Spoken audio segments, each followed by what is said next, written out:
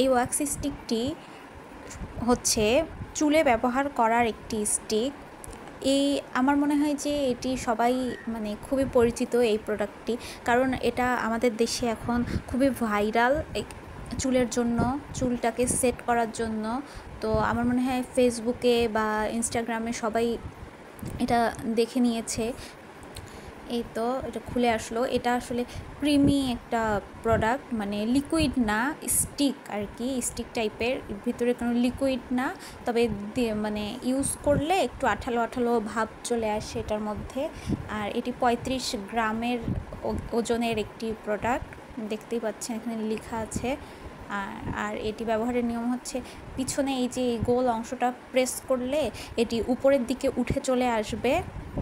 Use করে দেখাই দেবো যে এটি একটু চুলটাকে গ্লসি করে দিবে, এবং চুলগুলো হচ্ছে যেই চুলগুলো বের হয়ে আছে ছোট চুলগুলো, সেগুলো একদম বসে যাবে, একসাথে বসে যাবে।